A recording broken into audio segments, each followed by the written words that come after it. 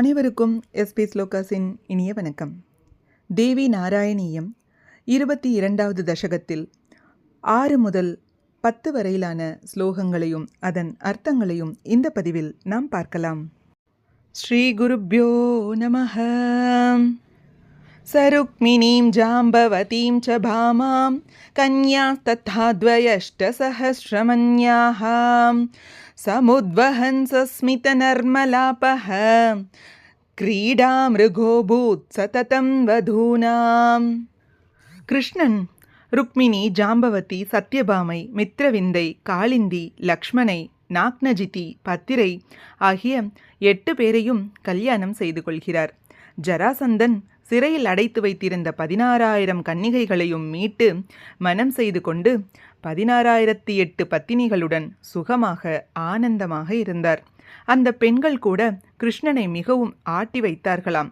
பாவம் கிருஷ்ணன். சதஸ்யுவிருத்திஸ்திரிதிவா ஜஹார பாமானியுக்த சுரபாரிஜாதம் சத்யாச்சதம் கோவ்ருஷவத்சரோஷம் பத்வா தரௌ துர்வச்சசாபியசிஞ்சத். ஒரு நாள் சத்யபாமை தனக்கு இப்பொழுதே பாரிஜாத மலர் வேண்டும் என்று அடம் பிடித்தாள். பத்தினிகளின் ஆசையை பூர்த்தி செய்வது கணவனின் கடமையல்லவா? பாரிஜாத மரம் சொர்க்கத்தில் இருக்கிறது. கிருஷ்ணன் அங்கு சென்று அந்த மரத்தை திருடிக் கொண்டு வரும்பொழுது தேவர்களுடன் யுத்தம் செய்து அந்த மரத்தை பாமாவின் இல்லத்தில் நட்டு வைத்தார். அதனால் சொர்க்கத்திலே கிருஷ்ணனுக்கு கொள்ளைக்காரன் என்ற பெயர் வந்தது. மற்றொரு நாள் தான் சொல்வதை கேட்கவில்லை என்று திட்டுகிறாளாம். இப்படி ஒவ்வொரு வகையாக கிருஷ்ணன் அனுபவிக்கிறார். ஸ்ரீநாரதாயாதி தயே தயாச தத்தோத்த முக்தோ முனினா சனீதஹ ததஸ்தயாஸ்மை கனகம் பிரதாய புனர்கிருஹீதஸ்த்ரபயாபமௌனம். ஒரு நாள் சத்யபாமா கோபித்து கொண்டு கிருஷ்ணனை மரத்தில் கட்டிவிட்டாள். அப்பொழுது நாரதர் அங்கு வந்தார். உடனே சத்யபாமா கோபத்தில், நீங்கள் இந்த கிருஷ்ணனை எடுத்து கொள்ளுங்கள் என்று சொன்னாள். நாரதருக்கு கசக்குமா என்ன? உடனே அவர் கிருஷ்ணனை அழைத்து கொண்டு அவருடைய வஸ்திரங்களையும் தான் அணிந்து கொள்கிறார். கிருஷ்ணனுடன் போகிறார். சத்யபாமாவிற்கு கோபம் தணிந்து நாரதர் பின்னால் ஓடுகிறாள். கிருஷ்ணனை திருப்பி கேட்கிறாள். பவுன் தந்தால் தான் திருப்பித் தருவேன் என்று நாரதர் சொல்கிறார்.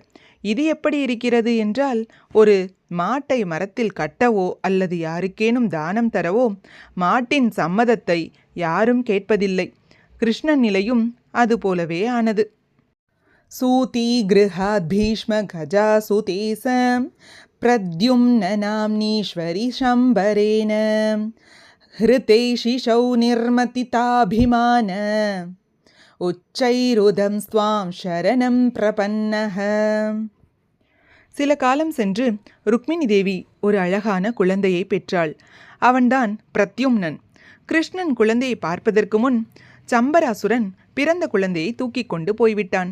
பிறந்த குழந்தையை காணவில்லையே என்று அனைவரும் கவலை கொண்டனர். கிருஷ்ணன் புத்திர துக்கத்தால் அழுகிறாராம். எப்படி நம் புத்திரனை கண்டுபிடிப்பது என நினைக்கும்போது தேவிதான் ஒரே வழி என்று அன்னையை துதிக்கிறார்.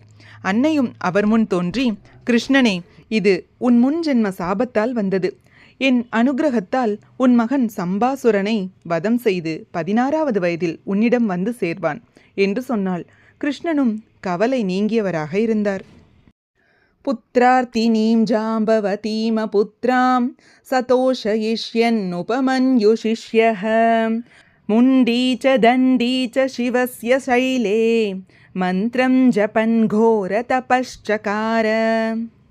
ஜாம்பவதிக்கு வெகு நாட்களாக குழந்தை பிறக்கவில்லை.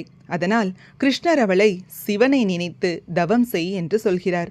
அதனால் கிருஷ்ணன் ஜாம்பவதியுடன் தலையை மொட்டையடித்து கொண்டு யோகதண்டத்துடன் ஒரு காலில் நின்று கொண்டு 6 மாதம் தவம் செய்கிறார். சிவனும் அவர்கள் முன் காட்சி தந்தார். இதுவே இதன் பொருளாகும். இது போன்ற ஸ்லோகங்களுக்கும் ஆன்மீக விஷயங்களுக்கும் மறக்காம நம்ம சேனலை சப்ஸ்கிரைப் பண்ணிக்கோங்க. நல்லதே நடக்கட்டும், நன்மையே பிறக்கட்டும். நன்றி, வணக்கம்.